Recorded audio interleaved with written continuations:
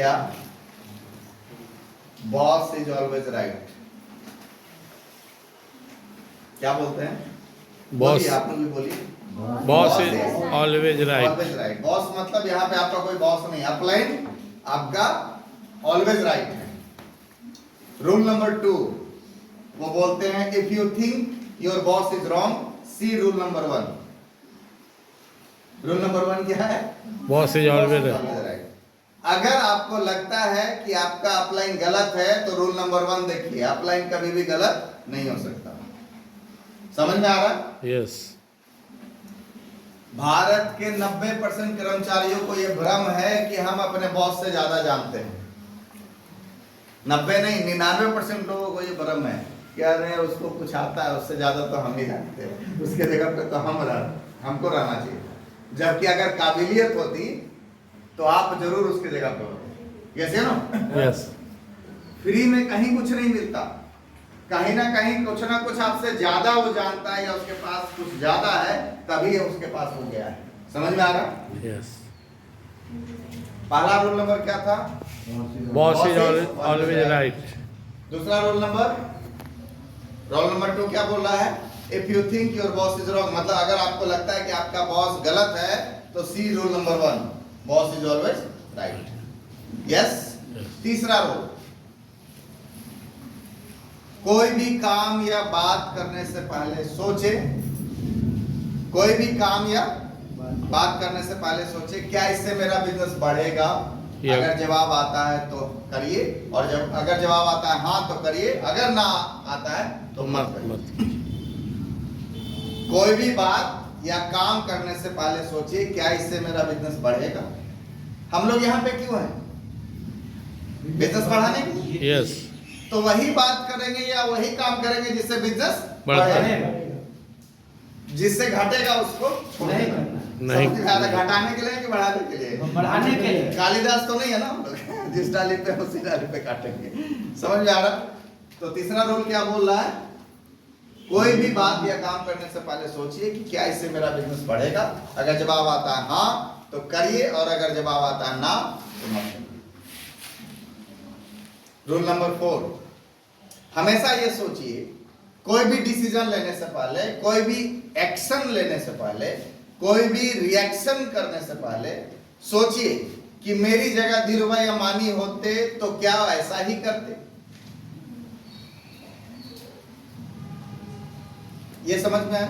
Yes. चौथा point नहीं sir, नहीं क्या समझ। समझे? बड़े लोग की तरह सोचिए। हमेशा बड़े बिजनेसमैन की तरह सोचिए, और बिजनेस में दुश्मनी का कोई जगह नहीं होता है, बिजनेस में बदला लेने का कोई जगह नहीं होता है। आप देखते हैं पॉलिटिक्स में, कल के डेट में पता चला कि इतना कट्टरता आ गया कि लगता है कि ये दोनों कभी मिलवे नहीं करेगा, लेकिन अगले ही चुनाव में देखिए भाई भाई हो जाता है। यस। और लगेगा कि ऐसा कि कई जन्म का बिछड़ा हुआ दोस्त मिल गया या भाई मिल गया। अब कभी पिछड़वे नहीं कर। कभी भी ऊपर में दुश्मनी नहीं होता है, हमेशा क्या होता है? अवसर की तलाश। अवसर।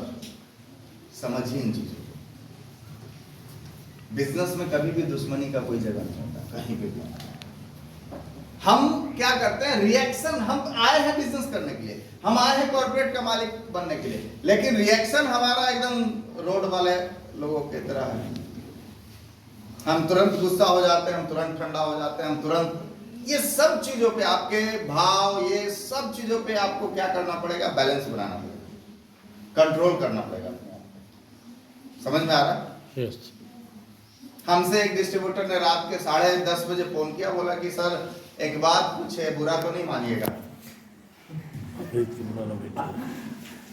तो हम बोले कि जिस दिन से हम आरसीएम करना शुरू किए उस दिन से हम बुरा मानना ही छोड़ दिए। समझ में आ रहा है? ये बोल दिया कि कुछ भी करिए आरसीएम नहीं करेंगे, कुछ भी करिए आरसीएम नहीं करेंगे, तो भी उसको धन्यवाद दे के आना है।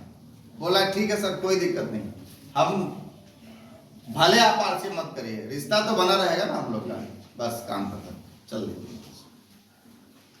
हर व्यक्ति की स्थितियां परिस्थितियां 3 महीने में बदल जाती है, 90 दिनों के अंदर बदल जाती है। कितने दिनों में? 90 दिन। 90 दिनों में बदल जाती है।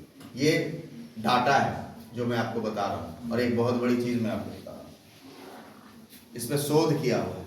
हर व्यक्ति की स्थिति परिस्थिति 90 दिनों में बदलते जाती है। फिर 90 दिन बाद मिलिए उससे। समझ में आ रहा है? यस। वत्स साहब क्या बोलते हैं, या तो किसी को छेड़िए मत, और छेड़ दिए तो फिर छोड़िए मत। समझ में आ रहा है? अब वो 90 दिन बाद आए कि उसके 90 दिन बाद आए कि उसके 90 दिन बाद आए, लेकिन फॉलो करते रहिए, आएगा तो जरूर। क्या बात। समझ में आ रहा है? आएगा तो जरूर। पांचवा गोल्डन रूल, गुरु हमेशा सत्य कहता है लेकिन हमेशा सही हो ये जरूरी नहीं। गुरु हमेशा सत्य कहता है लेकिन हमेशा सही हो ये जरूरी नहीं।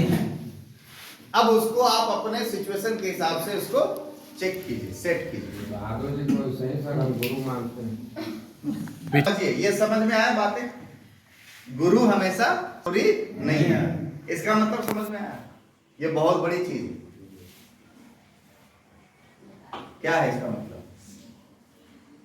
कभी कभी उनका आइडिया पढ़ाती है ना? 100% सही नहीं हो सकता।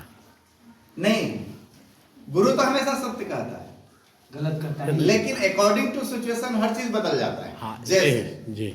जैसे एक उदाहरण देते हैं। राजस्थान में एक टीचर है, वो बोल रहा है कि बाजरे की रोटी या आटे की रोटी खाना शरीर सेहत के लिए सबसे अच्छा है। यस।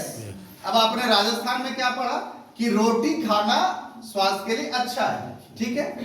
अब वही लड़का अगर केरला पहुंच जाए तो वहां के वातावरण के हिसाब से रोटी अच्छा नहीं है, चावल अच्छा है। समझ में? यस। अब गुरु तो सही बोला, लेकिन माहौल के हिसाब से, अकॉर्डिंग टू सिचुएशन, आपकी परिस्थितियों के हिसाब से वो चीजें बदल जाएगी। सही नहीं हुआ सर।